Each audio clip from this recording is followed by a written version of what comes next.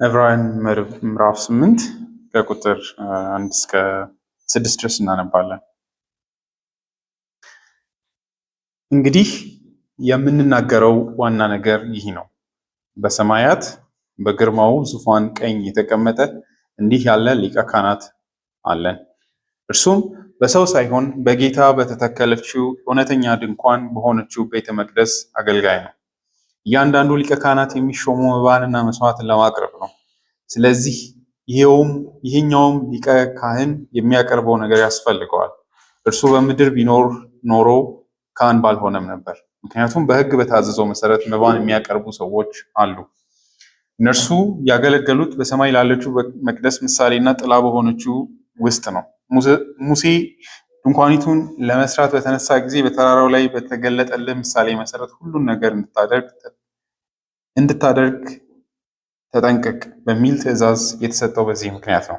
ነገር ግን ኢየሱስ መካከለኛ የሆነበት ኪዳን ከቀድሞ እንደሚበልጥ ሁሉ የተቀበለውም አገልግሎት ከእነርሱ አገልግሎት ይበልጣል። ይህም የተመሰረተው በተሻለ የተስፋ ቃል ላይ ነው። እግዚአብሔር እንዲያስተምረን እንጸልይ። እግዚአብሔር አባታችን ሆይ ስለ ዛሬው ቀን ውሏችን እናመሰግናለን።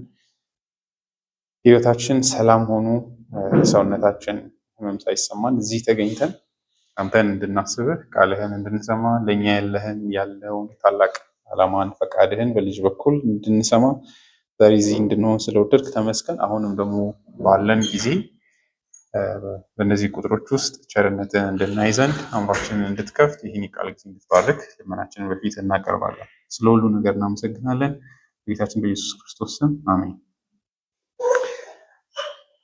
እንግዲህ ምዕራፍ አዲስ እንጀምራለን። ምዕራፍ 8 ያው ምዕራፉ ያው ይከፈላል። በእውነቱ ይከፈላል ስላችሁ በየመሃሉ የሆነ የሀሳብ ትራንዚሽን ይኖራል። የሆነ ቦታ ላይ የሀሳብ ለውጦች ሲኖሩ እናውቃለን። ግን ያው ሁሌም መርሳት የለብንም ደብዳቤ ስለሆነ ቀጥታ አንዱ ሌላውን እየተሸከመ ይሄዳል።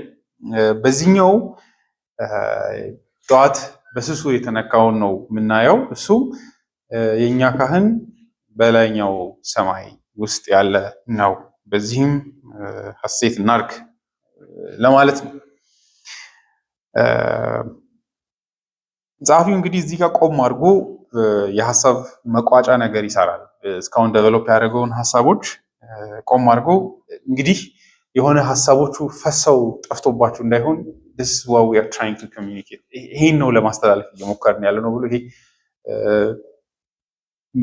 የማስታወስም ምን እየተደረገ እንደሆነ ኢንኬዝ የሆነ በሙግቶች መካከል የሆነ እየተወራ ያለው ነገር የሚጠፋበት አካል እንዳይኖር ይሄን ነው at the end of the day ለማውራት እየሞከርን ያለ ነው ይሄንን ነው ይላል እና በዛ አይነት መንገድ ያወራና ስብስብ አድርጎ አንዲት ቁጥር 1 እስከ 5 ባለችው አንድ ነገርን ያስተላልፋል። እሱም ከሁሉ በላይ ኢየሱስ ምን ማለት እንደፈለገ በእርግጥ በኋላ ምዕራፍ 9 ላይ ይመለሳል።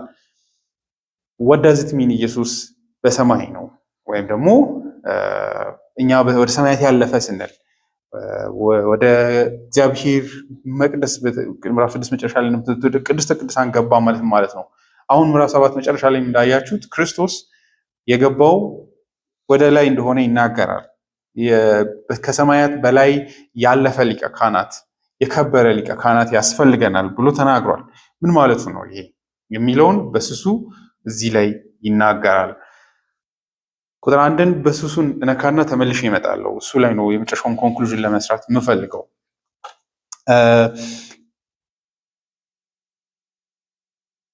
እዚህ ላይ እንግዲህ አዲስ የሚነሳው ሀሳብ ይሄ አሁን ያልኩት አለ በሰማያት መሆን። ከዚህ በኋላ ቀስ ብሎ ተንሸራቶ የሚሄደው ስለ ኪዳኑ ወደ ማውራትና ኪዳኑን ወደ ማነጻጸር ይሄዳል። ክህነቱን ካሳመነ በኋላ ኢየሱስ ሊቀ ካህናት መሆኑን በዚህ ምክንያት እና ደግሞ በእግዚአብሔር ቃሎች ምክንያት ሃይ ፕሪስት ነው። እሱ ደግሞ ምን ማለት ነው ከኪዳኑ ጋር ባለው ትስስር ይልና ስለ ኪዳን ንጽጽር ወደ ማውራት ይንሸራተታል። በዚች መካከል ግን እቺ መሀል ላይ የመጣችዋል ለሱ የዚህ እስካሁን ያወራው ወሳኙ ነጥብ ናት። እሷን ለማየት እንሞክራለን። ወይ ደግሞ ይሄ አሁን እንግዲህ ከምዕራፍ 5-6 ጀምሮ ሲወራ የነበረው ምንድነው የምር የመጨረሻ ግራስ በማድረግ ያለብኝ ነገር ይሄ ሰው ምን ለማለት ፈልጓል ብላችሁ ብትጠይቁት ራሱ ቁጥር 1 ናት። እንግዲህ የምንናገረው ዋና ነገር ይሄ ነው። በሰማያት በግርማው ዙፋን ቀኝ የተቀመጠ እንዲህ ያለ ሊቀ ካህናት አለን ይላል። በእውነቱ እያንዳንዱ ቃላቶች የራሳቸው የሆነ ፍቺና ዋጋ አላቸው። እንግዲህ ሲጀምር ይሄ እንግዲህ የምናገረው ዋና ነገር ይሄን የሚለውን አንዳንዶች መቋል ሳሙ ይሄ ነው። እንግሊዝኛውን እንደምታዩት ኬጂቪ ላይ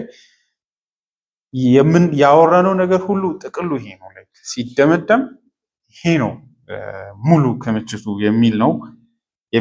ይሄ ሳመሪ አይነት ነው። ሌላው ግን ምንድነው ዋናው ነገር አንኳሩ ይሄ አይነት ነው። ሁለቱ ይለያያል። አንደኛው በቃ እንጠቅልል ካልን እያልን ያለ ነው ይሄ። ሌላኛው ግን የኤምፋሲስ ነው አይደለ? ዋና ነገር እንድትይዙልን የምንፈልገው ይሄንን ነው አይነት ሊሆን ይችላል ነው። ሁለቱም ቢሆን ጥቅሉም ይሄ ከሆነ ዋናው እሱ ነው ማለት ነው አይደለ? የአንድ ነገር ሙሉ ሲከማች ይቺን ተጨምቃ የምትወጣው ወይ ደግሞ ሁሉን ይሄ የምናወራውን ነገር ሁሉ የሚሸከመው ይሄ ነው ከተባለ ዋና ነው ማለት ነው። በሁለቱም ቢኬድ ዋና ነው። ይቺ ወሳኝ ነጥብ ናት። ለማስተላለፍ እየሞከርን ያለ ነው። ወሳኙ ነገር ይሄን ነው ማለት ነው እንችላለን። እዚህ ላይ ምንድነው ታዲያ ምንድነው የሚወጣው ጨምቀን ካላችሁ ከቁጥር 1 እስከ 5 ኦልሬዲ አውቃቸዋል። የክርስቶስ ክህነት ሰማያዊ ክህነት ነው፣ ሰለስቲያል ክህነት ነው የሚል ነው። ምን ትርጉም አለው?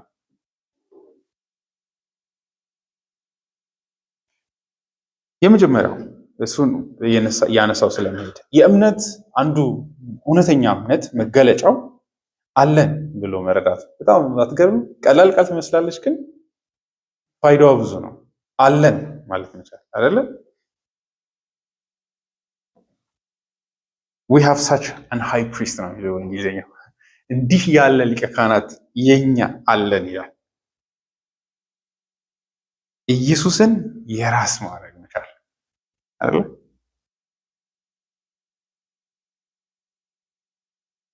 ባለፈው ምዕራፍ 7 መጨረሻ ላይ ቁጥር 25 አካባቢ ባለፈው ነበራችሁ በደንብ አወራተናል። ስለኔ ይኖራል ብሎ ማመን መቻል። ይሄ ድፍረት ሊሆን ይችላል አይደለ? ስምን ራሱ ኢየሱስ ያውቃል ብለህ ማሰብ ራሱ ሊል ይችላል አንዳንድ ሰው። ለነገሩ ሰው ማለት አይኖርበትም። እኛ ራሱ ማን ነው የምትለው አንዳንድ እንላለን ብዬ አስባለሁ። ማለት ኢየሱስ አለኝ ማለት ውስጥ እኔ ራሴ ፕሪዘምፕሽስ ሆኜ ዝም ብሎ የሆነ አካል አለኝ ልል እችላለሁ። ግን ጥያቄ የምር ያንስል የምር አለኝ ኢየሱስ ወይስ ጀስት እኔ አእምሮ ውስጥ ፈጥሬ እየተደሰትኩ ነው? አለኝ ብዬ የምታመነው አለኝታ አድርጌ ያስኩት እኔ ነኝ ወይስ የምር በወንጌሉ ክሌም ባረግ የምር እውነታውም እንደዛ ነው ወይ የሚለው ይመጣል። በእውነት ይሄ የወንጌል እውነት ነው።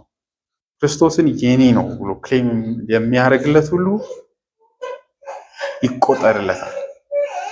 በእምነት አክት ለሚያደርግ አለኝ ኢየሱስ ካላችሁ ይኖርላችኋል አይደለ? ቅድም መዝሙሩ ላይ ታች ከሆነ በእርሱ ላይ ተስፋውን ለሚያኖር ደስ ትላለች። ማንም ይሁን ማንም በእርሱ ላይ ተስፋውን ለሚያኖር ወይ ደግሞ ሮሜ ምዕራፍ 10 ላይ ጳውሎስ እንደሚናገር ነው በእርሱ የሚያምን አያፍርም። ኢየሱስ አለኝ ማለት ይቻላል። እምነት ያ ነው ድፍረቷ። ምን አለ ወይ አሚን ይህን ክሌም ለማድረግ ምክንያት ምንድን ነው? ጀስት ቤር የሆነ የእግዚአብሔር ቃል ነው። ምንም ተጨማሪ ያለ የኔ ስም ያልተጻፈበት ግን ውስጡ ሳብስክሪፕት ላይ እሱ ነው የምንፈልገው። ለምሳሌ በወንጌሉ ክርስቶስ ለሚያምን ሁሉ ለእርሱ ነው ሲባል የኔ ስም ቢጻፍበት ሞር የተሻለ ነበር። ይሄ ነገር ትንሽ አድራሻው አይታወቅም የሚል ፍርሃት ሊኖር ይችላል። እምነት ግን ያ ነው ዋጋዋ። እያሰብኩ ነበረ እግዚአብሔርን በማመን ክብርን ለእግዚአብሔር መስጠት። ጳውሎስ ሮሚ ላይ ስለ አብርሃም ሲያወራ ያለው ስትራይኪንግ ነው። አብርሃም ማመኑ የምር እግዚአብሔርን አክብሮታል ይላል። ምንድነው አክብሮ? አብርሃም እንዴት ነው ያከበረው? ለእግዚአብሔር ክብርን ሰጠ ይላል። እግዚአብሔርን ማመኑ ኦነር አድርጎታል አይነት ነገር ይላል። በቀላሉ አንድ ባለጠጋ ሰው መጥቶ ኢማጂን አንድ ትልቅ ሳጥን መንገድ ላይ ያስቀመጠ የሆነ ቁልፍ እዛ ውስጥ ከቶ ኑና ክፈቱ፣ እዚህ ውስጥ BMW መኪና አለ፣ ቁልፉን ከከፈታችሁት መውሰድ ትችላለች ዩርስ ቢባል ብዙ ሰው አይሄድም። ቀልድ ነው ብሎ ያልፋል ሞስት ፕሮባብሊ። ካልሆነም ደግሞ ሙድ እየተያዘብኝ ነው ሰው በዛ ውስጥ ምንድን ነው ሰውየው ምን እያደረግን አይደለም።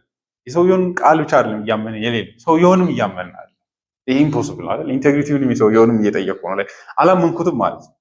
የምር እንደሚል ያደርጋል ብዬ ባምን ሄጅ ምን አደርጋለሁ? ወስደህ ከፍቼ ያንተ ነው ይባል ገብቶሻል። እምነት ክብርም አለው። በተለይ ሰጪውን አካል እያከበራችሁት ክብር እየሰጣችሁለት ነው። ላይክ አንተ እንደምትናገረው ነህ የማለት አይነት ነው። ውሸታም አይደለህም የማለት አይነት። ወንጌልም ማለት እንደዛው እግዚአብሔር ሪች የሆነ ትሬዠር አስቀምጦ እዚህ መጥቶ በእምነት የሚወስድ ሁሉ የእርሱ ይሆንለታል ተብሎ ብዙ ሰው ስትሬች አያደርግም ነው። አለኝ ማለት ይፈራል ነው።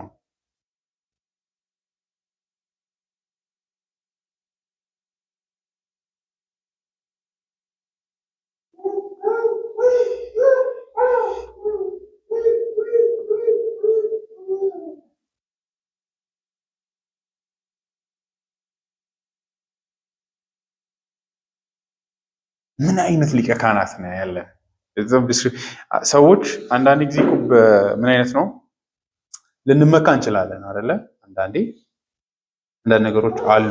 አንዳንድ ሰዎችን በማወቃችን ልንመካ እንችላለን። ግን የምንመካው ሰዎቹ በማንነታቸው ብቻ አይደለም ማናቸው በሚለው ላይ ረስት ያደርጋል፣ ያርፋል ጸሐፊው። ስለዚህ ፈርዘር ይሄዳል።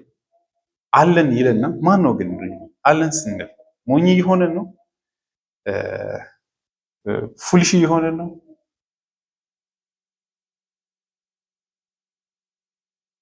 ሊቀ ካህናት አለን አለና who is እንግሊዝኛው እንደዛ ነው። we have such an እንዲህ ያለ ታላቅ ሊቀ ካህናት አለን። ምን አይነት ብትሉ እዚህ ቦታ ላይ እዚህ ቦታ ላይ እንዲህ አይነት ሆኖ እንዲህ ሆኖ ያለ ሊቀ ካህናት ይላል። ይሄ ማላቅ ነው። ላይክ እዚህ ላይ ተስፋ ስትጥሉ you are not being ሞኝ እየሆናቸው አይደለም። አንድ በሰማያት ነው፣ ሁለት በግርማው፣ ሶስት ዙፋን ላይ ነው። በማን ዙፋን? በእግዚአብሔር ቀኝ። ምን አይነት ሆነ ያለ እየተቀመጠ። እነዚህ ሁሉ ናቸው፣ ዋጋ ናቸው። በዚህ ካህን ላይ ለሚያምን የህይወት ዋስትና ናቸው።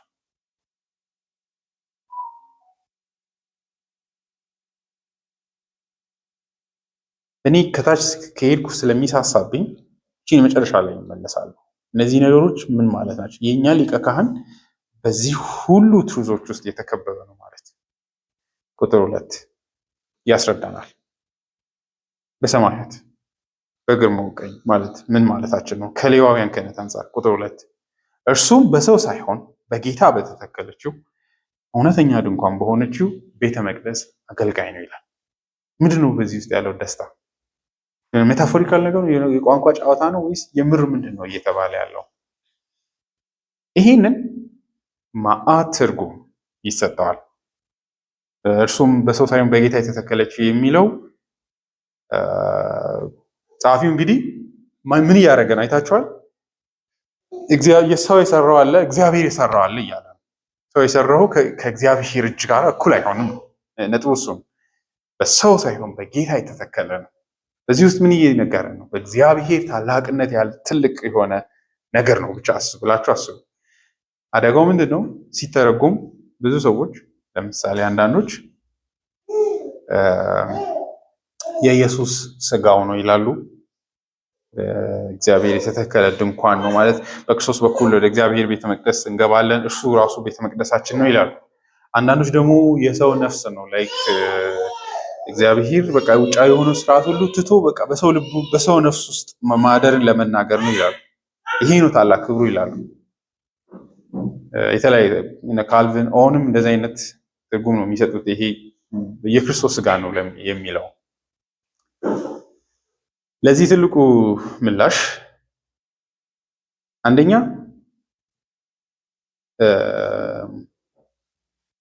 ምዕራፍ 9 ላይ ይሄድና ስለዚህ ድንኳን ያወራል። ቁጥር 11 ላይ ከዚህ ፍጥረት ያልሆነ ይላል።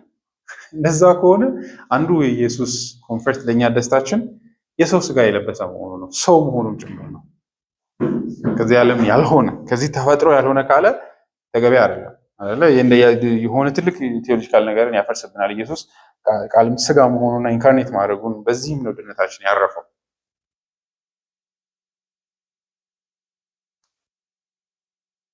ስለዚህ ይሄ አይሆንም። ምን ሊሆን ይችላል ብላችሁ ብትጠይቁ በጣም ቀላል ነው። ምክንያቱም ኢየሱስ በዚህ ድንኳን ውስጥ ያገለግላል ነው የሚለው። በስጋ ውስጥ ያገለግላል የሚል ትርጉም ይከብዳል ካለ ጥሩ ከሆነ ግን ጸሐፊ በዚህ ልክ ስስ የሚሆን አይመስለኝም። ያ ቢሆን ኖሮ ይሄድና መልሶ ያፍሯል። ምክንያቱም ለቃላት ጥንቃቄ የሚያደርግ ሰው ነው። እንደምታዩት አንድ ነገርም ሳትረዱ እንዳትቀሩ ኮርነር የማያስቀር ሰው ነው። ደግሞ ሲያስቀርም ይነግራቸዋል አይደለ? ጊዜ ስላጠረን ነው የተወኩት ስለማኖርቼ ስለማልተው ማለት የሚችል ሰው ነው። በቀላሉ ምንድነው ብትሉ ቁጥር አንድን ይዞት ነው እያወራ ያለው። እግዚአብሔር ሰው በራሱ የሚተክለው ድንኳን አለ፣ እግዚአብሔር የተከለው ድንኳን አለ። ምን ማለታችን ነው ግን? ሰው የሚተክለው ድንኳን ሲል በንጽጽር እንዴት እያወራ ነው? ድንኳን እንደምታውቁት ሰዎች ለመኖሪያነት የሚጠቀሙት ነገር ነው። በብሉይ ኪዳን አብርሃም በድንኳን ውስጥ እንደኖረ እናውቃለን። እና ጊዜያዊ የሆነ ነገር ነው፣ ሰዎች ለጊዜው ለመኖር የሚጠቀሙት። ሌላው ግን እዚሁ እንግዲህ በስርዓቱ መሰረት ሌዋውያን የሚያገለግሉበት ቦታ ብታዩት ድንኳን ውስጥ ነው የሚያገለግሉት። ስቴቢሊቲ ስለሌለው በተለይም ዳዊት መጨረሻ ላይ አይደለ ቤተ መቅደሱን ልሰራ እኔ ቤቴን ጠንካራ ቤት ውስጥ ሆኜ የእግዚአብሔር ቤት እንዴት የእግዚአብሔር ታቦት በዚህ ሸራ ውስጥ ይኖራል ወይ በዚህ ድንኳን ውስጥ ይኖራል ብሎ ለመቀየር እና ወደ አንድ ስቴብል ወደሆነ ቦታ ለመቀየር ሞክሮ ነበር። እግዚአብሔር አንተ አርፈህ ተቀመጥ ልጅህ ይሰራልኛል አለ። ከዛ ሰለሞን ወደ ቤተ መቅደስነት ቀየረው ድንኳኑ እና ምን እየተባለ ነው? እግዚአብሔር በህዝቡ መካከል ደኩኖ እየኖረ የነበረው የእግዚአብሔር ቤት ነው ቤተ መቅደሱ እንደምታውቁት፣ ድንኳኑም የእግዚአብሔር ነው። ይሄኛው ግን እንደምታውቁት የብሉይ ኪዳኑ በሰዎች ነው የሚተከለው፣ ሰዎች ናቸው ችካል አውጥተው የሚተክሉት። ይሄኛው ግን በሰው እጅ ያልተሰራ በእግዚአብሔር የተተከለ ድንኳን እንደሆነ ይመሰከርለታል። አሁንም ዋናውን መልስ አይመልስልንም። ክብሩ ቤቱ ጋር ነው የሚለውን ጥያቄ አይመልስልንም። ምክንያቱም ድንኳን ነበረ ቀረ፣ እዚህ ጋር የእግዚአብሔር የሰራው አለ። ምንድን ነው ብልጫው? ምንድነው ክብሩ?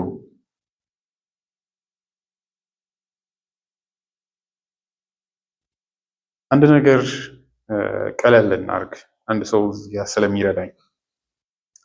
ብሉይ ኪዳን ላይ ብታዩ ዘፍጥረት ገነት፣ ኤደን ገነት ራሱ ልክ እንደ ከናን ሁሌም እንደምለው ነው ተምሳሌታዊ ባህሪ ያለው።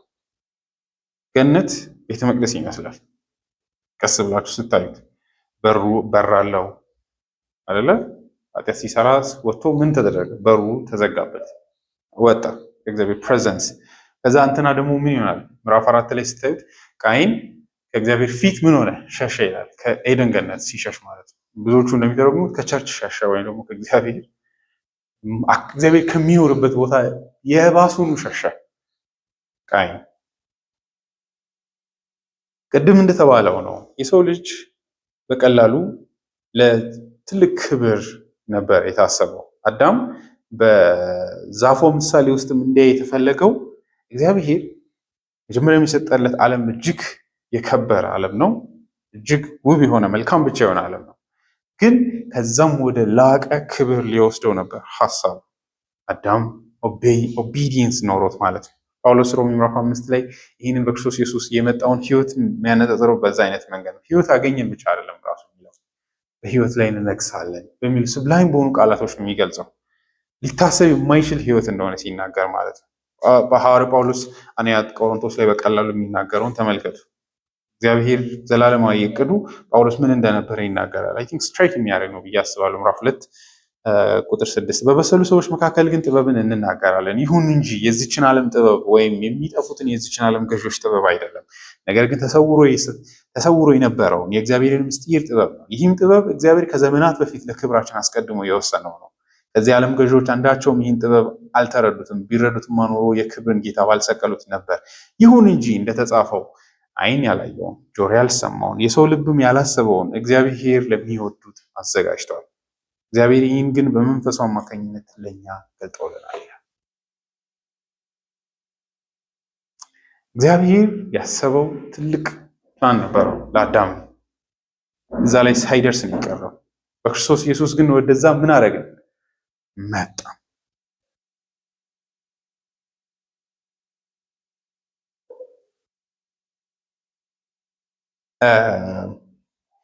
ሁለት ሌላ ተመልከቱ። በተለይ የሚያምረው ቃል አንደኛ ቆሮንቶስ ምዕራፍ 5 ነው።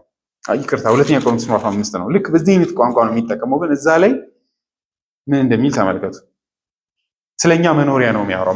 ሁለተኛ ቆሮንቶስ ምዕራፍ 5 ቁጥር 1 መኖሪያችን የሆነው ምድራዊ ድንኳን ቢፈርስም እዩ እዚህ ላይ ምን እንደሚያደርግ በሰው እጅ ያልተሰራ ነገር ግን ከእግዚአብሔር የሆነ ዘላለማዊ ቤት በሰማይ እንዳለ እናውቃለን ይላል። ኢየሱስ ስጋ ይመስላችኋል? ይሄኛው ዓለምና ስርዓቱ ሀብቱ ሲፈርስ እኛ ብዙ አናስብም፣ አንጨነቅም። ምክንያቱም we have እጅግ ታላቅ ቤት አለን ይላል። እስከዚያው ግን የሰማዩን መኖሪያችንን ለመልበስ እየናፈቅን እንቃትታለን። በእርግጥ ከለበስነው ራቁታችንን ሆነን አንገኘው። በዚህ ድንኳን እስካለን ድረስ ከብዶን እንቃትታለን። ምክንያቱም ሟች የሆነው በሕይወት እንዲዋጥ ሰማያዊውን መኖሪያችንን ልንለብስ እንጂ ልንገፈፍ አንፈልግም። ለዚህ ዓላማ ያዘጋጀን እግዚአብሔር ነው። ሊመጣ ላለው ዋስትና እንዲሆን መንፈሱን መያዣ አድርጎ የሰጠንም እርሱ ነው ይላል። ኢንተርዋይንድ የሚሆንበት የቱ ጋ ነው ብላችሁ ብትጠይቁ ዮሐንስ ራእይ ላይ ዮሐንስም እንደሚያደርግ እግዚአብሔር ወደፊት ቤተ መቅደስ እንደማይኖረው ይናገራል። ለምን ብትሉ አብሯቸው እግዚአብሔር ይኖራል ይላል ክብሩን ሲናገር ራእይ መጽሐፍ ላይ። ቤተ መቅደስ አላየውም ይላል። ቤተ መቅደስ ርቀትን የሚያሳይ ነገር ስለሆነ ማለት በእግዚአብሔርና በእናንተ መካከል የሆነ ጋፕ እንዳለ ኦልቲሜትሊ እያለን ያለ ነው ምንድነው ብትሉ በከበረ ስጋ ከእግዚአብሔር ጋር የምንኖርበት ዘመን ይመጣል።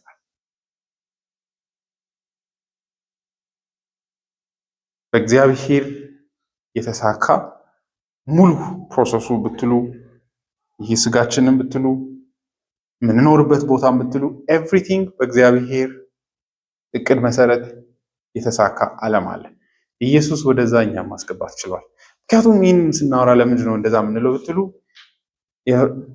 እስራኤላውያን በዚህ ማይንድሴት ነው የሚያስቡት። ከናን ለመግባት በሉ የእግዚአብሔር ሰንበት ሸርት እንደሚመጣ ያስባሉ። እነዚህ ሁሉ ነገሮች ተምሳሌታዊ ነገሮች ናቸው። በዚህ መካከል በእግዚአብሔር እጅ ያልተሰራ አሁን ድንኳን አለ። ትንሽ ሲሄድ ግን ምን ይላል? እግዚአብሔር የሰራትን ከተማ ይጠባበቅ ነበር ይላል ስለ አብርሃም ሲያወራ። የሰው ልጅ እንግዲህ እንደምታውቁት ከተማ እንዲሰራ ነው። አዳም ራሱ ከተማ እንዲሰራ፣ ከተማ ማለት በሆነ ረገድ የሚኖርበትን መኖሪያ ወደሆነ ከበረ ሁኔታ እንዲያደርስ ነው። ነገር ግን ምንም ቢለፋ ኦልቲሜትሊ በራሱ ያንን ማሳካት አይችልም። እግዚአብሔርን በመታዘዝ ነበረ ማሳካት ይችል የነበረው። ያንን መንገድ ነው ያላወቀው።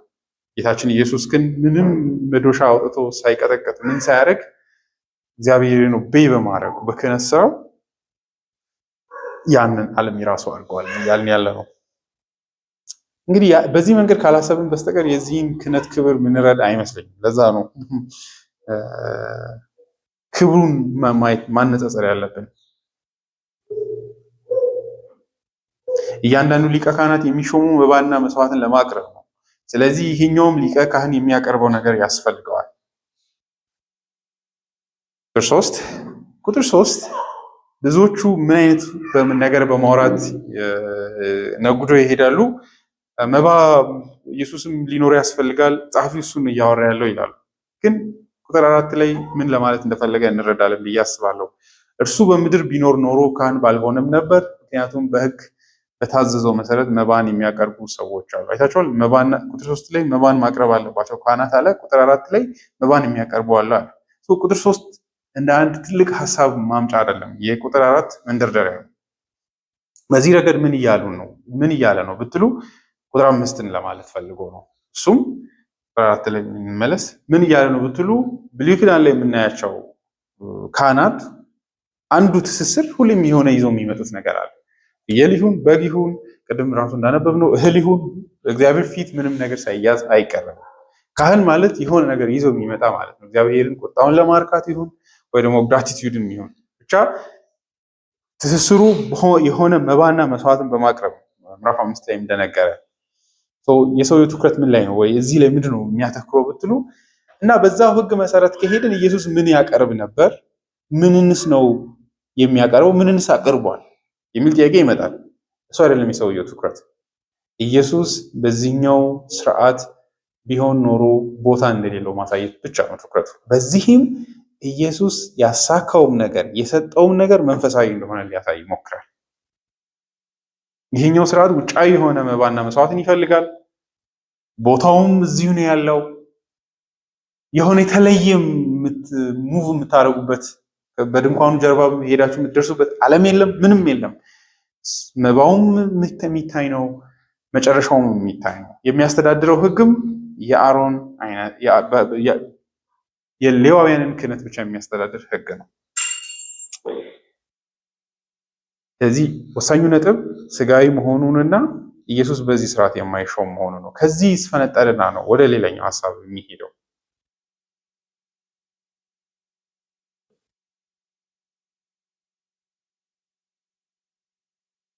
ኢየሱስ ምድር ላይ ቢሆን ኖሮና እዚህ ላይ ቢቀመጥ ምንም ማድረግ አይችልም። በምን ረገድ ብትሉ ካህን መሆን ራሱ አይችልም። ምክንያቱም ኢየሱስ ካህን መሆን የሚችልበት ስርዓት አይደለም፣ ሌዋዊ ስላልሆነ። ስለዚህ በቀላሉ ምን እያለ ነው? እርሱ በምድር ቢኖር ኖሮ ካህን ባልሆንበት። there's no way ኢየሱስን ካህን የምታደርጉበት ምድር ላይ ቢኖር። ምድር መሆኑ ላይ ነው ትኩረቱ። አያችሁ፣ ሰማይና ምድር። የዚህኛው ፓርት ትልቁ ትኩረት አምላክ ኢየሱስ ጌታችን ወደ ሰማያዊው ቤተ መቅደስ ገብቷል የምትለዋል ለማስቆር የሚሞክረው። ምድር ላይ ቢሆን ኖሮ የኢየሱስ ግቡም ሆነ አገልግሎቱም እዚህ ምድር ላይ ቢሆን ኖሮ ቦታ የለውም። በምኑ መሰረት? ኢየሱስ ስለፈለገ ስላልፈለገ አይደለም የሚለው። እርሱ በምድር ቢኖር ኖሮ ካህን አልሆነም። ለምን ቢባል ምክንያቱም በሕጉ በታዘዘው መሰረት መባን የሚያቀርቡ ሰዎች አሉ። ያ መብታቸው የሆኑ ሰዎች አሉ። እርሱ ያንን የማድረግ መብት የለውም። ካልቪን እዚህ ጋር እንዴት ነው ኢየሱስን እንዲህ የምንለው ብሎ አወራ። ግን ጻፊ እያለ ያለው ኤግዛክትሊ እሱን ነው። ኢየሱስ ሌዋዊ ስላልሆነ ማቅረብ አይችልም። ይሄ ግን አሳዛኝ ዜና አይደለም ለጸሐፊው። እንዲያውም የኢየሱስ ክብር ረስት ያደረገው እሱ ነው። በተለይ እንግሊዝኛውን ስታነቡት ፍሰቱ በጣም ኢንትረስቲንግ ነው። ለምን? ቁጥር 5 እነርሱ ያገለገሉት በሰማይ ላለው መቅደስ ምሳሌ እና ጥላ በሆነችው ውስጥ ነው። ሙሴ ድንኳኒቱን ለመስራት በተነሳ ጊዜ በተራራው ላይ በተገለጠ ምሳሌ መሰረት መስራትን ልብ በል በሚል ትእዛዝ የተሰጠው በዚህ ምክንያት። እነዚህ ሰዎች ይሄ ሕግ የሚያስተዳድረው ምን ነው? ምሳሌያዊ የሆነ ክህነት ብቻ ነው እና በዚህ ስርዓት ኢየሱስ ቦታም የለውም አይኖረውም፣ ምክንያቱም ሕጉ ስለማይፈቅድለት። ነገር ግን ያን ያልቀረብን የሚባል ነው ወይ ስትሉት እናት ዳትማች ለምን? ምሳሌ ነው ይላል፣ ጥላ ነው ይላል። ሁለት ቃሎች ሻዶ የሚለው እንግዲህ እንደምታውቁት ጥላ የአንድ ሰው ጥላ ሰውየው አጠገብ እንዳለ ወይም ደግሞ እየመጣ እንደሆነ እንደዚህ አይነት ነገር መረጃ የሚያስተላልፍ ሰው ጥላን ይዞ ሰላም አይልም ምን አይልም። እዚህ ሂንት የሚያደርገው ነገር አለ እንጂ በራሱ እውነታ አለ የሚሰጣችሁ ምንም ነገር የለም። ሪያሊቲ አይደለም። አንድ ኮፒ ነው ይላል፣ ምሳሌ ነው ይላል። ሁለቱም የሚሰጡት ነገር አለ፣ ምንም የማይሰጡት ነገር አለ። የሚሰጡት ነገር ምንድን ነው? የሰማያዊውን መንግስትና ስርዓቱን መረጃ ይሰጣሉ፣ የሆነ ነገር ያሳያሉ ስለዛ ነገር። ግን ያንን ራሱን ነገር ያስተላልፋሉ ወይ ብላችሁ ብትጠይቁ አይሰጡም ይላል ጸሐፊው። ስለዚህ አንድ ነገር እንረዳለን፣ እርሱም የብሉይ ኪዳን ስርዓትን ሌዋውያን። አሁን እንግዲህ እኛ ስትሬንጅ ነው፣ በጣም እንግዳ ነን ለዚህ መጽሐፍ። እንዴት እንደተጻፈ እንዴት ምን እንደሚያወራ አይገባል። ግን ኬርፉሊ የምታነቡት ከሆነና እየገባችሁ ከሄደ በክርስቶስ ኢየሱስ የተደረጉና ሊደረጉ ላሉ ነገሮች ኢሜጅ ነው፣ ጥላ ነው። በደንብ ብታዩ፣ በተለይ ኢየሱስን ደግሞ አይታችሁ ወደኋላ ካነበባችሁ ደግሞ ጥላው ስፍት ነው የሚለው። በሱ ውስጥ ምን እንረዳለን ብትሉ ሊመጣ ላለው ነገር ጥላ የሆኑ ነገሮችን እናያለን። ክርስቶስን ይዘን እንረዳቸዋለን እነዛን ስርዓቶች የበለጠ። ስለዚህ ለጸሐፊው ምን አይነት ኮኖቴሽን አለው ብላችሁ ብትጠይቁ ጥላ ነው፣ ኮፒ ነው። ከዚህ የተነሳ እሱ ራሱ ወደሆነ ነገር እየጠቆመ ነው፣ ወደሆነ ቦታ ሂዱ እያለ ነው ስርዓቱ ራሱ። የሌዋውያን ስርዓት ብትሉ የደሙ መፍሰስ ኤቭሪቲንግ የሆነ ነገር ጋር ሂዱ ብሎ የሚጠቁም ነው። እንግዲህ ሙሴ አንድ ሰው በጣም ኢንትረስቲንግ ከሆነ ነገር ይላል። ሙሴ በተራራው በወጣ ጊዜ እግዚአብሔር አሳይቶታል ይላል። በተለይ ስታዩት ቃሉ ራሱ በተራራው ላይ በተገለጠለት ምሳሌ መሰረት ይሆን እግዚአብሔር በቋንቋ ጻፊን እንትን እያለ ነገረው አይነት አይደለም፣ አሳይቶታል። ልክ ጳውሎስ ሰማያዊውን ዓለም አየው እንደሚለው አይነት ያንኑ በዛ ትሬስ እንዲያደርግ ነው የተሰጠው ነው ለሙሴ ያንን መንግስት ህይወት ያንን ሊወክሉ በሚችሉ ነገሮች ካፕቸር እንዲያደርግ እና ሙሴ ደግሞ ትንሽ ቀን እንዳልቆየ ታውቃለህ። 40 ቀን በተራራው ላይ ከእግዚአብሔር ጋር እንደቆየ እናውቃለን። እና ዝም ብሎ ይሄ በፍጥነት ቸክችኮ ራሱ ያልገባውን ነገር ዝም ብሎ እየሮጠ ይዞ መጣ ብላችሁ እንዳናስብ። ምክንያቱም ሙሴ ብድራቱን ትኩር ብሎ የተመለከተ ሰው ነው። እግዚአብሔር በመገለጥም ያሳየው ሰው ነው እና በተገለጠልህ ምሳሌ መሰረት ነው በጥንቃቄ ስራው ይላል። በጥንቃቄ መስራት የተፈለገበት ምክንያት ምንድነው ብትሉ የምር ስርዓቶቹ የሚያስተላልፉት የሚገልጡት ነገር ስላለ ስለ እግዚአብሔር መንግስት፣ ስለ ኢየሱስ ክርስቶስ።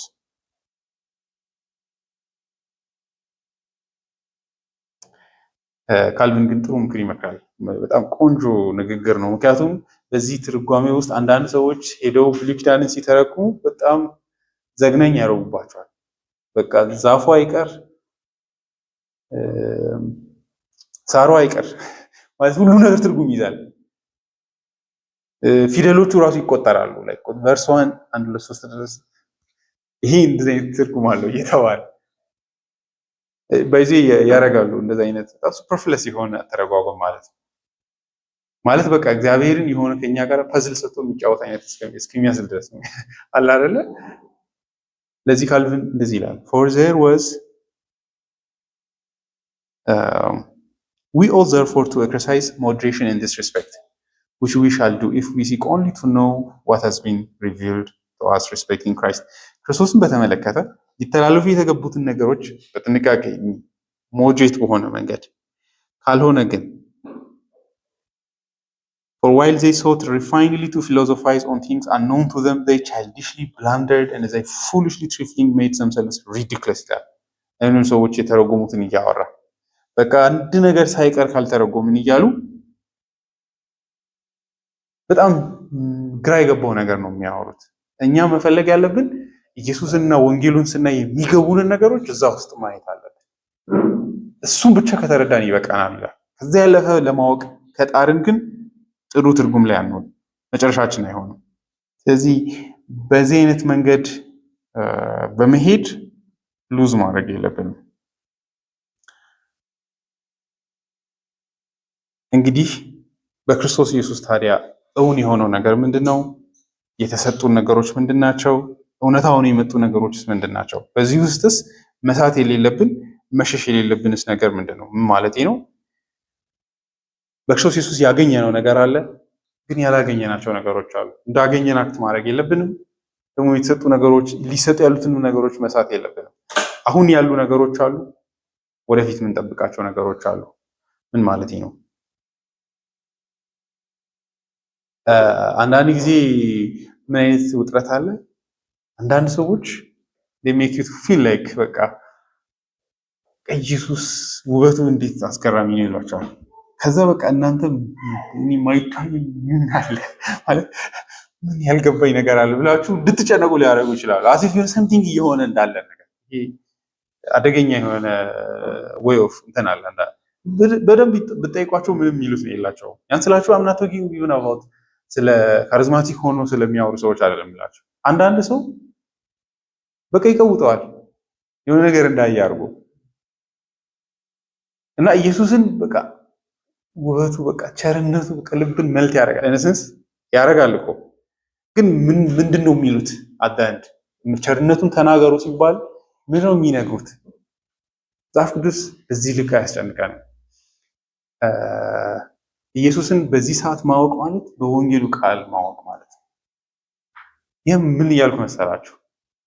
ኢየሱስ ፊቱ ካልመጣላችሁ ሰው ምንም ወንጀል አልሰራችሁ አለ አይደለ? የሆነ የዋህ ኢየሱስ ካልታየል የሆነ በቃ ተቀምጣችሁ እግዚአብሔር ፊት አልመጣልህ አለኝ ብላችሁ እንዳትጨነቁ። ስለ the gospel በወንጌሉ ውስጥ ጽድቅ ተሰጥቷቸው ሲባል ኢየሱስን በነዛ ኦፊሶቹ ማወቅ እርሱን ራሱ ነው ማወቅ። ምክንያቱም እርሱን ስናይ እርሱን እንድንመስል እናውቃለን። ገና ልታዩን ያላችሁት እየተባለ ነው። እኔ ጴጥሮስም ላይ ትዝ ይላችኋል አይደል? አሁን ሳታዩት ትወዱታላችሁ፣ ሊነገር በማይችል ክብር ሐሴት ታደርጋላችሁ ይላል። though he states that እንዳላዩ እየተናገረ ማለት ነው። ምን ማለት ነው? ስለዚህ ብትሉ ክርስቶስን በሰራው ስራዎቹ በክህነት አገልግሎቱ ካወቃችሁ ረስቶን ዛት አውቃችሁታል ማለት ነው። ኢየሱስን ጽድቅ በእርሱ ብቻ በኩል እንደሚገኝ ካወቃችሁ። እኔ መናኝ ጉዞ ላይ ደስ የሚለኝ ለዛ ኢየሱስን አይተውሃል ይላል ዳንዴ። ምን ሊል ነው ብላችሁ ግን ስጠይቁት ኢየሱስ ብቻ እንደሚያጸድቅ አይተዋል ወይ ይለዋል። ድነት በክርስቶስ ብቻ እንደሆነ አውቃለሁ ይላል። ምን ልላችሁ ነው ብትሉ በተስፋ ነው እያወራን ያለ ነው። በንጽጽሮች ነው እያወራን ያለ ነው። ወደ ሰማያት ያለፈ ስንልም it's a comparison ሌላ ምንናገርበት ቃል ስለሌለ ቃል ስላችሁ ሰማይ ከፍ ያለውን ስታዩ በክርስቶስ ኢየሱስ የሚጠብቀኝ ክብር ከዚህ ምድር ልክ አብርሃም እግዚአብሔር እንደዛ አይደል ያደረገው? አብርሃም ምን አደረገው? ባርካለሁ ሲለው እና አለውና አሻዋን ተመልከት አለው። ወደ ሰማይ ከዋክብት ተመልከት፣ ዘርን እንደዚህ አበዛዋለሁ አለ። ልክ እንደዛ ነው እያወራን ያለ ነው። በክርስቶስ ኢየሱስ አእምሮአችን ሊያስበው ኢማጂን ሊያደርገው ከሚችለው በላይ ክብር አለ የሚጠብቀን፣ ማንም ያልገባበት the only person ኢየሱስ ብቻ ነው ያንን ዓለም ያየው። ከዛ ግን እሱ ራሱ ባለቤት እስክትመጣ ይላል ካልቪን ይህ ነገር ይቀመጥ ብሎ አስቀምጧል ይላል። ላይክ ሴኪዩር ነው፣ ግን አሁን እንደ ህዝቡን እያገለገለ ይኖራል ይላል። እሱ በጣም እንዴት እንደማስረዳ አላውቅም። እንደዛ ነው። ማንም ሊያስበው የማይችለው ክብር አለ ሊደርስበት የማይችለው። ለምሳሌ ቁጥር 1 ላይ የምመለሰው እዚህ ጋር ነው። ጻፊው እንግዲህ ንጽጽሩ እንደዚህ ቁጥር 6 ላይ ተሻርጌ ልሂድ። ቁጥር 6 ላይ ምን ይላል? ቁጥር 3 ላይ ኢየሱስ በስጋ መሰረት የሚያቀርበው ሊኖረው ያስፈልጋል። በስራ ኪዳን መሰረት የሚያቀርቡ ብዙ ናቸው፣ እሱ በዚህ ቢኖር ኖሮ አያቀርብም ነበር አለና ተበደለ ወይ ብላችሁ ስጠይቁ ግን እንግሊዝኛው በጣም ውስጥ ልብ የሚነካው ነገር ግን በት ነው የሚለው። እንግሊዝኛው አሉታዊ ያደርገዋል። የኛ ኢየሱስ የተሻለ አገልግሎት ስላለው ነው ይላል። የሌዋውያንን ክህነት ያልወሰደበት ወይ ያልተጸበት ምክንያት የሆነ ለዛ የሚበቃ አይነት ማንነት ሳይኖረው ቀርቶ ሳይሆን እዛ የሚበልጥ አገልግሎት ስላለው ነው ይላል። እርሱም በሰማያዊቷ ቤተ መቅደስ ነው ይላል። እነሱ በምሳሌ ብቻ የተናገሩት፣ ኢየሱስ ግን በእውነታ የገባበት ህይወትና ጊዜ ዘመን በሉ የህይወት ክብር በሉ። በምን ቃላቶች ነው ጸሐፊ የሚገልጸው? ቁጥር 1 ላይ ተመልሰን ቁጥር 6ን ኔክስት ዊክ ስለማወራ ነው ያን ማልነካው። ቅድም ያወራናቸው ቃላቶች ጋር እንሂድ። የኛ ሊቀ ካህናት እጅግ ሐሴት የምናደርገው ከምዕራፍ 7 ጀምሮ እየተንደረደረ በመጣበት መሰረታዊ ምክንያቶቻችን በሰማያት አንድ ቅድም እንዳልኳችሁ በግርማው ዙፋን ቀኝ የተቀመጠ ስለሆነ ነው። በሰማያት በግርማው ቀኝ የሚለው እግዚአብሔር ነው። ማጀስቲን ሄቨን የሚለው እግዚአብሔር ነው። ምዕራፍ 1 ላይ እንደዛ ነው። በሰማያት በግርማው ቀኝ ተቀመጠ የሚለው እግዚአብሔር ነው። ምዕራፍ ኤፌሶን ላይ እንደምታዩት ጳውሎስ በእግዚአብሔር ቀኝ ያስቀመጠ እግዚአብሔር በልጁን በቀኙ አስቀመጠው ይላል። ይሄኛው ግን በግርማዊ ቀኝ ተቀመጠ ይላል። ግርማ ቀኝ እጅ አለው እያለ አይደለም። ገብታችኋል? ማጀስቲን ሄቨን ቀኝ እጅ አለው እያለ አይደለም። እግዚአብሔር ነው እያወራው አይደለ? የሰውን ቋንቋ እያወራን ስለሆነ ኢየሱስ ሄዶ በዛ ግርማዊ አምላክ ቀኝ ተቀመጠው ይላል። የኛ ሊቀ ካህናት ይሁ በደንብ that's amazing የኛ ሊቀ ካህናት በግርማው ቀኝ ሄዶ የተቀመጠ ነው ይላል። አገልግሎቱን ከክህነቱ ያወጣውና ወደ ንግስናው ይወስደዋል። ለምንድን ነው ሐሴት የምናደርገው? በዚህ እግዚአብሔር ለማንም የማይሰጠውን ቦታ ለልጁ ሰጥቷል። ይሄ ቦታ እንደ አምላክ የወሰደው አይደለም። እንደ አምላክ ኢየሱስ አይቀመጥም። ማንም አያነሳው፣ ማንም አያስቀምጠው አይደለም። እግዚአብሔር እንደዚህ አይነት አምላክ አይደለም። እንደምታውቁት አይቀመጥም፣ አይነሳም። ማንም አያነክሰውም፣ አያዋርደውም፣ አያነክሰውም፣ አያከብረውም። እግዚአብሔር ላይ ምንም አይደረግም። እኛ ደስ የሚለን ለዛ ነው። ይሄ በሊቀ ክህነት ውስጥ ኢንተርዋይንድ የሆነ ክብር ነው። አይታችኋል? እንደ ሊቀ ካህናት ሄዶ ነው የተቀመጠው። እንደማን ሊቀ ካህናት? እንደ ሰው ልጆች ሊቀ ካህናት ሆኖ በግርማው ቀኝ ሄዶ ተቀመጠ ይላል።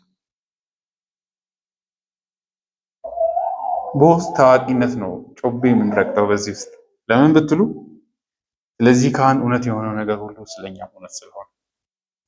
ይሄ ጻፊ ድንገት የሚያወራው ነገር አይደለም። ምዕራፍ 2 ላይ እንዳወራ ነው። ይህ ኢየሱስን እግዚአብሔር ምን አደረገው? ከብሮ እናየዋለን ይላል አይደል? ምዕራፍ 2 ላይ ከመላእክት ጥቂት አንሶ የነበረውን አሁን ግን ከፍ ያለውን እናያለን። ይህ በግርማው ቀኝ ተቀምጦ እንደማለት ነው።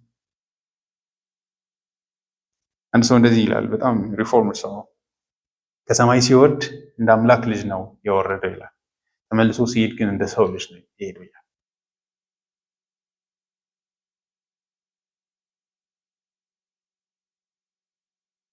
ሲመጣ እንደ ድሃ ሰው፣ ሲመለስ ግን እጅግ ማንም የሌለው አይነት ሀብት ይዞ ነው እንደ ካህን የተመለሰው።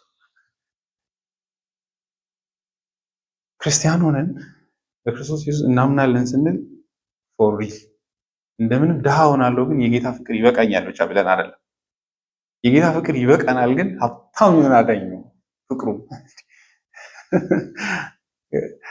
ገብቶቹ ከነገስታት ሁሉ በላይ ከዙፋናት ሁሉ በላይ አይደለ? ከስም ሁሉ በላይ። ስም ማለት ስልጣንን ያሳያል። ኢየሱስን ከዚህ በኋላ የሚደርስበት አካል አይኖር። እግዚአብሔር ማንም እንዳይደርስበት አድርጎ ነው በሰማይ ላይ የሰቀለው። ይችላል በዛች ቀዳዳ እኛ ሄደንም ገባን ነው እያልን ያለ ነው። ስለ ክብር ነው እያወራን ያለ ነው።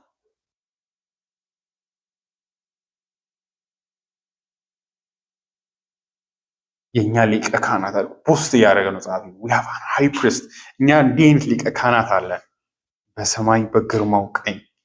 ከዛ ደግሞ ዙፋን ነው የሚለው። ካህን ዙፋን ላይ መች ተቀምጦ ያውቃል? that is his point የጸሐፊው አይታችኋል።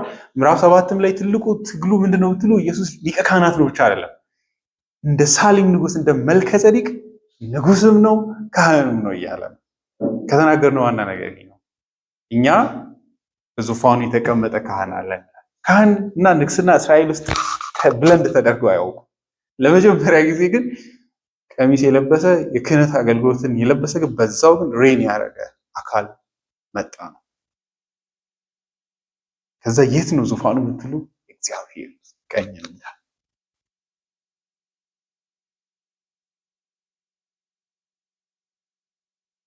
ይሄ እንደ ሰው ልጅ ነው። ኢየሱስ እግዚአብሔር ሩቅ ሆኖ ቀኝ ላይ ከዛ ወደ ቀኝ እየወጣ እንደዛ አይሆንም። እንደ ሰው ልጅ ነው እያወራን ያለ ነው። በዚህ ሊቀ ክህነት አገልግሎቱ ለእኛ ምን ሆኗል? ከሰማያት በላይ አልፏል። ከሰማያት በላይ አልፏል ስንል እያለ ነው ደግሞ በእግዚአብሔር ዙፋን ቀኝ ተቀመጠ እያለ።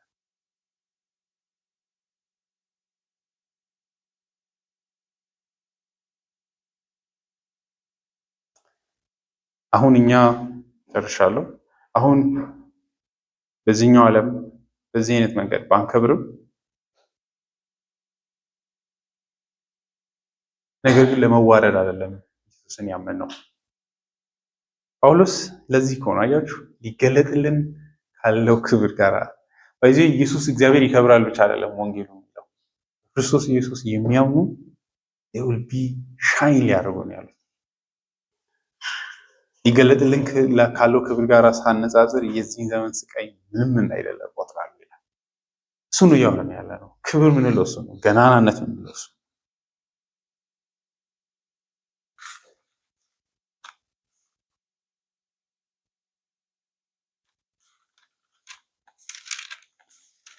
ዮሐንስ የሚለው እሱን ያየን ቅጽበት we will share the glory አይገርም? የሆነ ከውጭ ሆነን የምንመለከተው አይነት ክብር አይደለም። ላይ ከክርስቶስ ውጭ ሆነን ኢየሱስ ምን አይነት ክብር ነው እንደዚህ የምንልበት አይደለም። ቤተክርስቲያን ወስህም ታበራለች ነው ያለን። በምሳሌ ነው ያወራን ያለው አሁን ወጥቷቸዋል። ሁለት ጥቅሶችን ብቻ አንብቤ ዘጋለሁ። ሁለቱም ክርስቶስንና የቤተክርስቲያንን ክብር የሚያጣምሩ ጥቅሶች ናቸው። ሁለተኛ ተሰሎንቄ በጣም አስገር ማለት የመጀመሪያዎቹ ቁጥሮች ስትራይኪንግ ናቸው።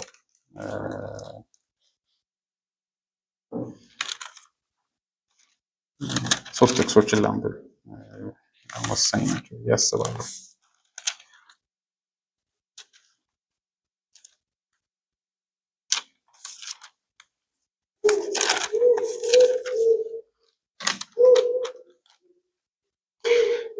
ቲቶ ስለሚመጣው ዘመን ጳውሎስ የሚያወራውን ተመልከት። በእውነት አጅስ ሆን ኢየሱስን የምናምነው ለዚህ ካልሆነ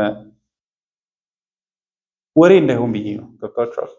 ትንሽ ነገር ቤት ስትሄዱ እንዳያሳዝናችሁ ማለት ነው። ሰው ሰዓት አሁን የምንኖርበት ዓለም ወንጌሉ እዛ ዳር ላይ ነው ያለው፣ ህይወታችን እዚህ ጋር ነው ያለው አይደል? ወንጌሉ ጥሩ ነው፣ ግን ብቻ ምን ማድረግ ይቻላል? እዚህ ጋር ህይወት የተመታ ነው፣ እዚህ ላይ ላልቀስ አይነት ነው እንዳይሆን የምር በዚህ ህይወታችንን ኦቨርካም ማድረግ አለብን። ይሁ ጳውሎስ ኢቭን የመቀደስ ምክንያት ከዚህ ነው የሚፈልቀው ለጳውሎስ። የምር እኔ በጣም ትልቅ ዴስቲኒ ስላለኝ ነው የምቀደሰው ነው። ኃጢአቶችን የምተውበት ምክንያት መጨረሻዊ ክብር ስለሆነ ነው ከሚልም ይመነጫል። ገብታችኋል?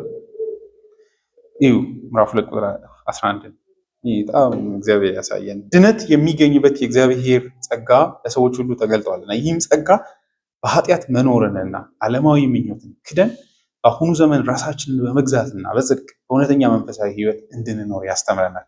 ምንን በማየት ቁጥር 13 ይህም የተባረከ ተስፋችን የሆነውን የታላቁን የአምላካችንን የአዳኛችንን የኢየሱስ ክርስቶስን ክብር መገለጥ በመጠባበቅ ነው። ለምን? የኛ ክብር በዛ ውስጥ ስላለ። ሁሉንም እንግሊዝኛዎቹን በቀስ ብላችሁ ብታያቸው ደስ ይለኛል። ተሰሎንቄ ላይ ተመልከቱ ደግሞ ስለ ክርስቶስ መምጣት ሲያወራ ምን ነው ቁጥር 1-5 ይህ ሁሉ የእግዚአብሔር ፍርድ ቅን መሆኑን የሚያመላክት ነው። ከዚህም የተነሳ መከራን ለምትቀበሉት ለእግዚአብሔር መንግስት የበቃችሁ ሆናችሁ ትቆጠራላችሁ። እግዚአብሔር ጻድቅ በመሆኑ መከራን ለሚያመጡባችሁ መከራን ይከፍላችኋል። መከራን ለተቀበላችሁት ለእናንተም ሆነ ለእኛ ደግሞ ረፍትን ይሰጠናል። ይህም የሚሆነው ጌታ ኢየሱስ በሚንበለበል እሳት ከኃያላን መላእክት ጋር ከሰማይ በሚገለጥበት ጊዜ ነው። በዚያን ጊዜ እግዚአብሔርን የማያውቁትንና ለጌታችንም ለኢየሱስ ወንጌል የማይታዘዙትን ይበቀላል። እነርሱም ከጌታ ፊትና ከኃይሉ ክብር ተወግደው በዘላለም ጥፋት ይቀጣሉ። የሚቀጡትም በቅዱሳኑ ዘንድ ሊከብርና በሚያምኑበትም ሁሉ ዘንድ ሊገረም በሚመጣበት በዚያን ቀን ይሆናል። እናንተም ከሚያምኑት መካከል ናችሁ፣ ምስክርነታችንን ተቀብላችኋልና ይላል። ሄዳችሁ ቼክ አድርጉት። እንግሊዝኛውን ከኛ ክብር ጋር ያገናኘዋል። ግን እነሱ አዋርደውናል፣ ጎድተውናል፣ ግን የዛን ቀን ኪፕ ያደርጋል ይላል። ኢየሱስ ይመጣብናል አንልም፣ ይመጣልናል ነው የምንለው። ቆላሲስ ምዕራፍ 3 ላንብብላችሁ። እንግዲህ በላይ በሰማይ የሚለውን በደንብ ሊያስረዳ የሚችለው ይሄ ነው። እንግዲህ ከዚህ በላይ ማለት የሚቻል አይመስለኝም። ምዕራፍ 3 ቁጥር 1 ጳውሎስም እዚህ ላይም እንደምታዩት ከቅድስና ጋር ያገናኛል በሚያስደንቅ ሁኔታ። ሰው ይህን ካልተረዳ አይቀደስም ብሎ ማለት ነው።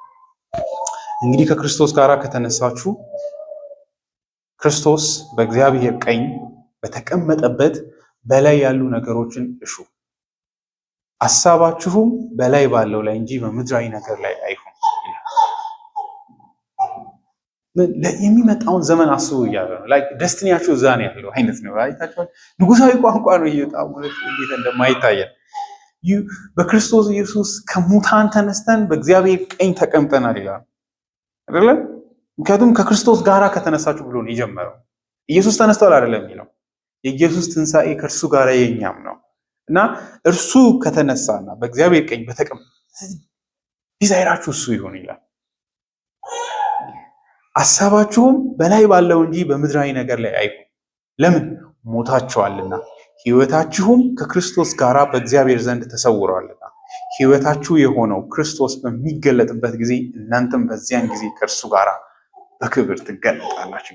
ይህ ታችኛው አይደለም። ዶንት ዩ ሲ ሃው ኢትስ ግሎሪየስ እያለ ያለውን ለዛ ነው በሰማያት ያለፈ ሊቀ ካህናት አለን ስንል ደስታ የሚሰማን ነው።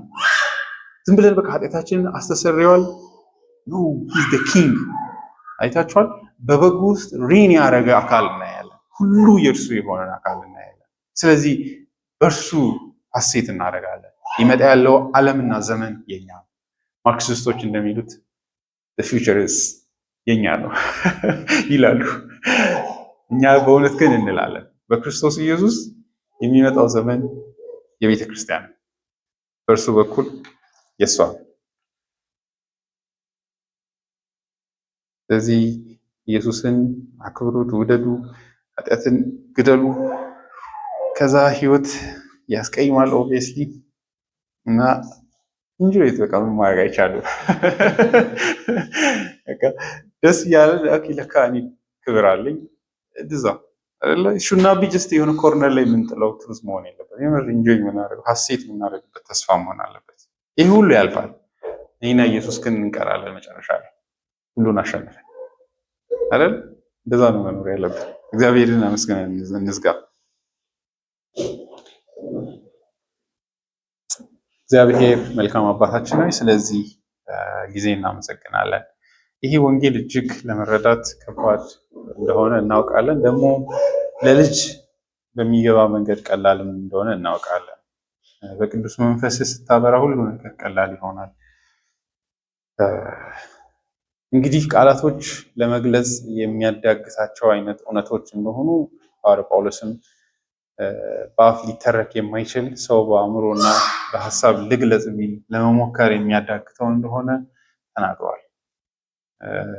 እግዚአብሔር አባት ሆይ እኛም ያንተን ታላቅነት ክቡርነትህን ስናይ እንዳንተ ታላቅ ሊሆን እንደሚችል ሊመጣ ያለው ዘመን እንዲታየን እንለምናለን። አባቶቻችን ትኩር ብሎ ብድራታቸውን አይተው መከራን እንደታገሱት እኛም በልጅ በክርስቶስ ኢየሱስ ሊመጣ ያለውን ተስፋችንን በመገንዘብ አሁን በዚህኛው ዘመን ኃጢአትና እርኩሰት ራሳችንን በማራቅ ከሚመጣው ተስፋ ክብር አንጻር እያየን ሕይወታችንን ለአንተ ክብር ለልጅህ እያስገዛን እንድንኖር እንድትረዳን እንለምናለን። ስለዚች ስለ ተዋበች ቀን እናመሰግናለን። በኢየሱስ አሜን።